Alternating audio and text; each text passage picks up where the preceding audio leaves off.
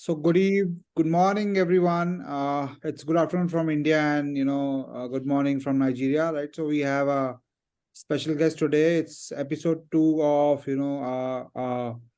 Tuesday question answer session, right? And we have Fatima with us, who is a biotechnologist. Probably I'll let Fatima introduce herself first. Yeah.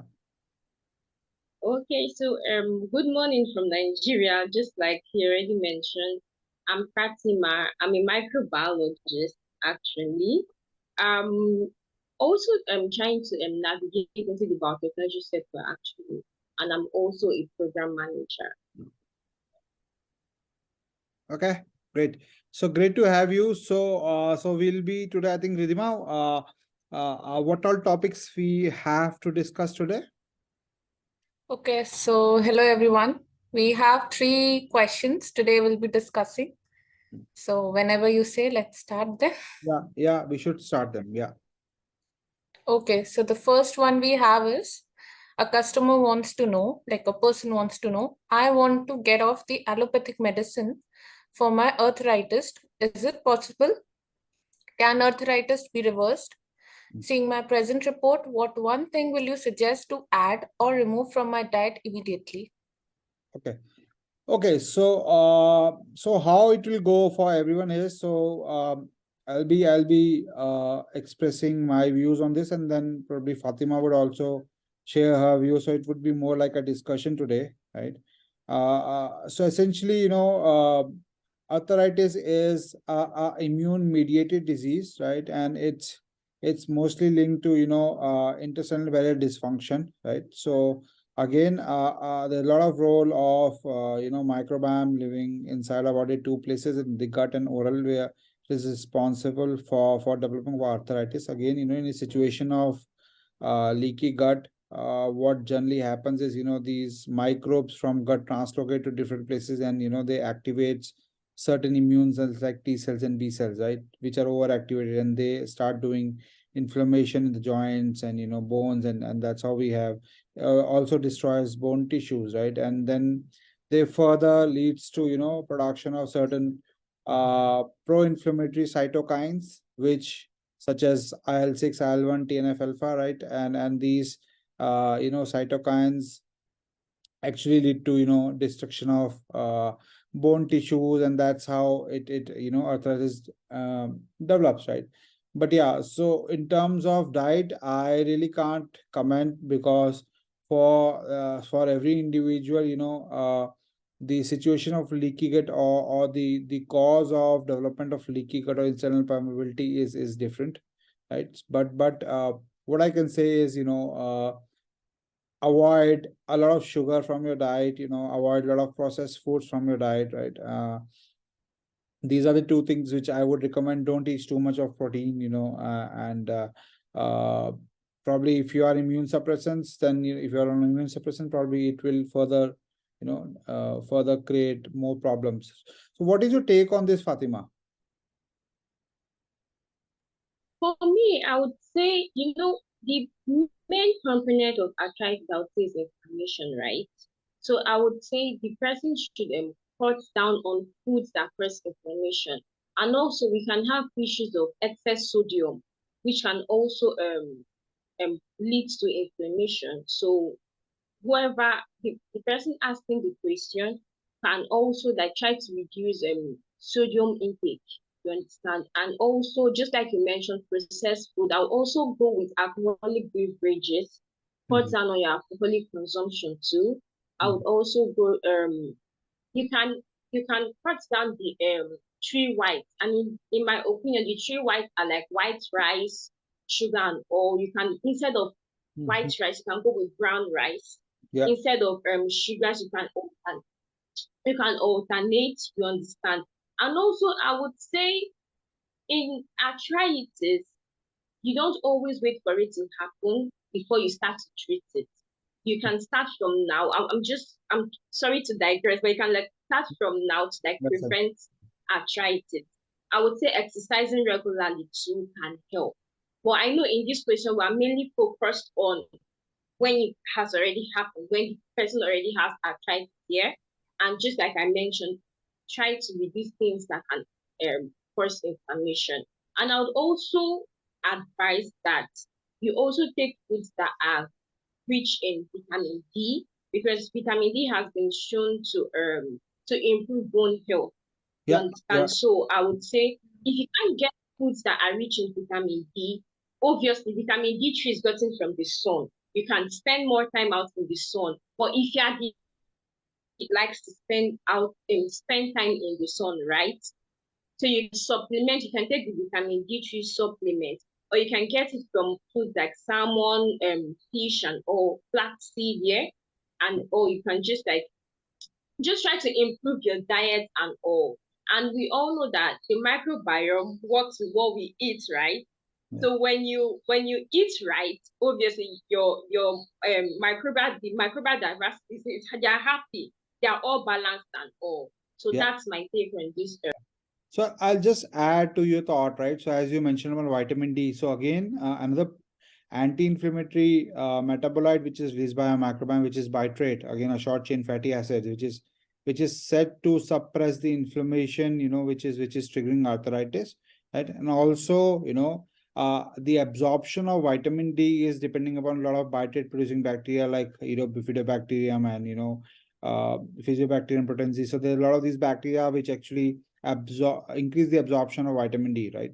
So to just sum up, in terms of our discussion, what we had is it's more on avoiding taking out this food which do not have fiber, the processed foods, the sugar, the alcoholic beverages, right? All those which have added sugar and and preservatives and gluten and a lot of these things, right? Focus more on a fiber-rich diet and on more on probably it is more to understand what is causing inflammation, right? These are general interventions which me and Fatima and Ridhima has shared with you. But again, you really need to understand what specific food or what specific molecule is causing inflammation, right? And in case you want to know more, probably you can write to us, right, directly, and we'll leave our email in the discussion box, right, in the description box, right, and you can reach out to us if you have any further questions. Yeah. So Ridhima, next question. Okay, so the next one goes, does gut microbiome causes cardiovascular diseases? Okay. So this is again a very important aspect, because a lot of cardiologists generally connect with consumption of red meat, and they generally check triglycerides, and so what we have found is there are certain metabolites released by a microbiome. So essentially, if you see, a lot of food which we eat is in combination of multiple molecules or chemicals, and these chemicals, when they enter the gut, so probably these gut microbiome may be regarded as chemical factory, right? So they actually metabolize these chemicals and produce some byproducts, and these byproducts can be good and bad, right? And in case of cardiovascular disease, it has found there are again 4 metabolites which impact the development of cardiovascular disease. One is again lipopolysaccharide, which comes from consumption of high saturated fat and high sugar, right, which again triggers inflammation, right? Again, these are done by certain specific bacteria like proteobacteria and these gram-negative bacteria, which actually feed in a lot of red meat and sugar and saturated fat, and a lot of animal protein, right?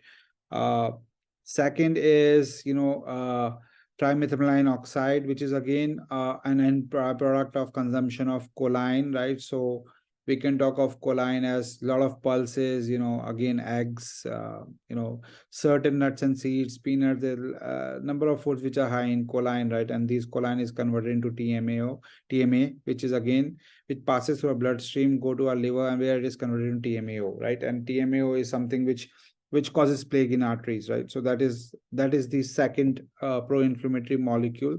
Third is PAG, what we call is phenylacetylglutamine, right? Again, it is due to other high consumption of protein foods, high protein diet, or maybe if you don't have the right set of enzymes to metabolize a lot of protein, so this proteins passes through small intestine, undigested, goes to large intestine, where a lot of these bacteria start fermenting protein and releasing, PAG, and which is again said to cause, cardiovascular diseases, right? And in fact, if you see, there are a lot of now, I'm not sure whether it's in India or not, but there are a lot of, so doctors should check TMAO level in the blood, right? Which indicates whether you're moving away or towards, cardiovascular disease. Fourth is, again, as we discussed in the last question, is, the production of anti-inflammatory metabolite, which is bitrate. Again, bitrate is, is beneficial for, for people who have a higher risk of heart attack and cardiovascular diseases, right? So these are four such, metabolites which help you determine whether you are moving away or towards heart disease. So Fatima, how is the situation there in Nigeria? How does what is the rate of cardiovascular disease there?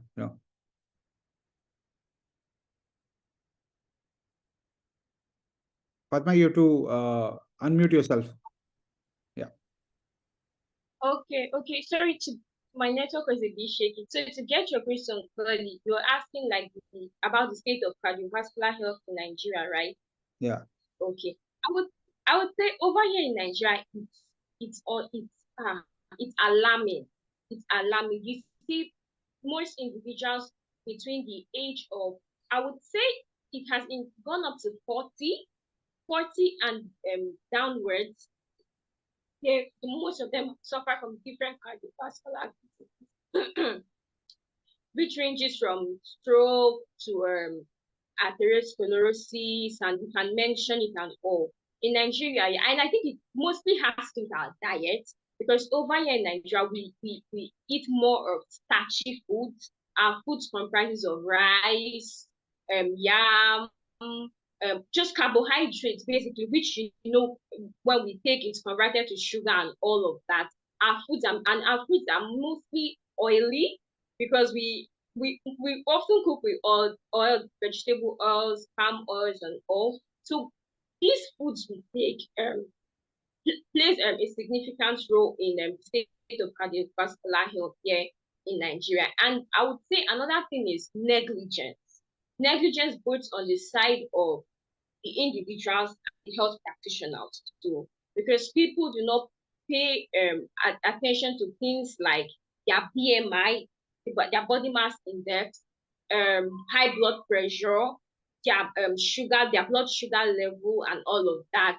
Over here, they do not really pay attention to that. So you just see people go about their daily activities, just go about. They don't really pay attention to this, because you obviously need to check this as regularly. You need to check what you eat. You need to exercise often. And over here in Africa, as you know, being overweight can be seen as a sign of good living. Actually, when you're overweight in Nigeria particularly, it seems that you're living well and all of that. So we also do not pay so much attention to exercising over here in Nigeria, I would say. So we need to pay more attention to these things so as to reduce the rise of cardiovascular diseases. Are the folks there resorting to microbiome analysis to understand their current situation, or is just a standard diagnostic test what they are doing?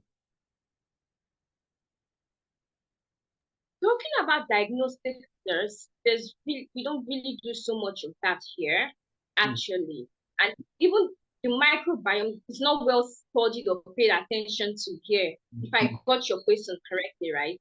It's not so much attention is not paid in that aspect. You understand? When you go to a hospital, the first thing they would ask you for is just probably to check your blood pressure and all of that, without paying God's diversity and all. No, we don't really look at those things here. Okay. Understood. Okay, thanks. Ridhima, last question. Okay, so the last one is, what are the ways we can relieve constipation and regulate bowel movements? Okay, so again, constipation is mostly obviously linked to activities of gut microbiome, right? So when we are on too much of high protein diet, which is again whether it is animal protein or plant-based protein. A high protein is a disaster, right? And specifically certain, there are again certain molecules like methionine, methane, again eggs and lot of pulses, and even chicken, and there are a lot of other foods which are high in methane, and methane triggers, it slows down our food motility, triggers a high constipation. So if your bowel movements are like once in 2 days, once in 3 days, or even once in a day, right, which is again a indication of high level of constipation, right? Second is again ammonia. Again, ammonia is certain proteins like arginine, right, histidine, and even nitrate. Again, nitrate is not only about protein, but also there are a lot of preservative foods which have nitrate, because of the packaged foods which we buy from supermarkets. It's just to increase the shelf life. There's a lot of nitrates in these molecules which triggers ammonia production. Again, this is one of the reason why you have you know uh, irregular bowel movements and very less bowel movements. And third is again purtine. Again, polyamines is found in a lot of pulses, like green gram, black gram, right? All these pulses are there, and kidney beans, uh, chickpeas, right? All these have polyamines, and again, polyamines slows down your bowel movements again. So again, a lot of these factors are also connected with onset and progression of cancer, like polyamines is connected with with the development of colon cancer as well, right? So you should have a mix of foods. You should have protein, but not that much, right? uh have a lot of fiber, like resistant starch, inulin, a lot of these foods, a lot of vegetables, prefer having fruits in solid form, in whole foods form, right? Do not have juices, right? And then have proper sleep, at least keep some sort of gap in your sleep and last meal, right? That's a couple of hacks where you can regularize your bowel movement. Yeah. So Fatima, what do you think about this? Okay, my opinion, I would say, just like you already attested to, the microbiome plays a huge role in constipation. And I would focus on lactobacilli. Lactobacilli, for instance, produces tryptamine, which helps to transport food pulp through the digestive tract and all. So there are certain things that do not go well with lactobacilli. But before I mention that, I would say when little tryptamine is produced, it leads to build up. And when there's a build up, it leads to constipation. You can't pass through regularly. Another thing I'll mention is the transit time, which is the time that the food takes to travel through the digestive tract. And when the transit time is slow, it leads to hard stool. You understand? So when your stool is hard, obviously you can't pass it out easily. And I would also like to go back to the point I made earlier about some foods going well with lactobacilli. Lactobacilli does not do well with salt. So when your salt intake is high, you have, obviously, you are not giving room to the lactobacilli to thrive, which leads to reduced production of tryptamine. Another thing that does not do well with lactobacilli is junk foods. When you take so much junk foods, it reduces the amount of lactobacilli, and also which leads to less levels of tryptamine. But foods, you already mentioned fiber. Lactobacilli thrives well with fiber. And foods that are rich in fiber, we have dried fruits, apples, berry vegetables, just like you also mentioned, legumes, beans, lentils. Hmm. We also have there's this other fruit that we take that's also very rich in. Okay, I already mentioned beans, right?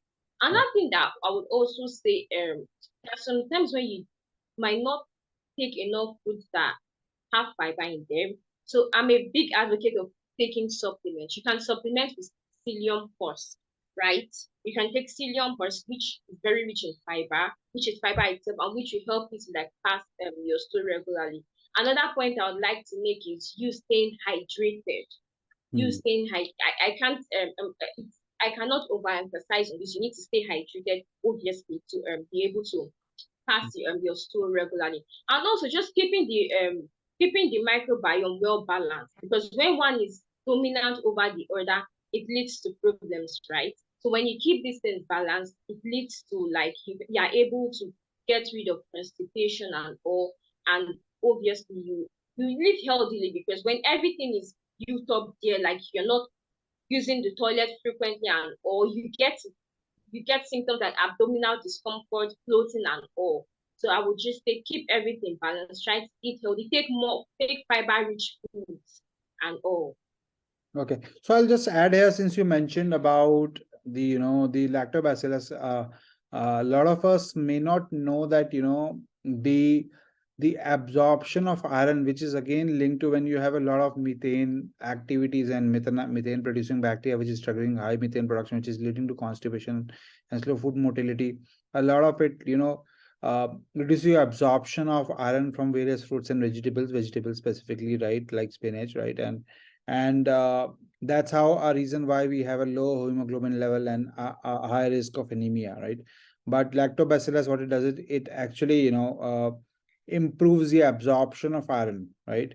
So if folks who have iron deficiency, hemoglobin levels are low, do not go for all these supplements. Just start having some sort of yogurt, right, in your nutrition. It will increase your lactobacillus fermentum, which is required for absorption of iron, right, and you will certainly see the improvement in your hemoglobin levels and in your iron availability levels, iron levels. So your iron deficiency maybe go away, right? So these are few hacks, right? So I think that's we have today we have these three discussions which were really important, right? We had on arthritis, how the leaky gut leads to arthritis. Second was the cardiovascular aspect, where we discuss about the microbiome, role of microbiome in the cardiovascular disease, and how even we discussed about how the current practice in Nigeria is actually managing the heart diseases, right? And then we also discuss about the constipation, right? So we'll please keep in pouring your questions. We'll be doing 3 questions every week. Next Tuesday we'll be doing another 3 questions, right? And we'll be happy to answer your questions, whatever you have. And it's all free pro bono from our side. There's nothing, we're not charging anything for any of these sessions, right? So Ridhima, you want to add something here before we sign off? Okay, so thank you, Fatima, for joining us and for the very much valuable discussion we had. I'm very thankful for your time. Secondly, all of you who actually found this, informative, please reach out to us. Let us know where we can help you. You can, tell us in our comments on YouTube, DM us on Instagram, or go to our Facebook page, or even just type Gene Fretletics on Google and you'll get our website. You can reach out to us and we'll help you the best we can. Thank you. Thank you. Thanks a lot. Thank you, Ridhima. Thank you, Fatima. It was great meeting you here. Thank you, everyone, and thank you.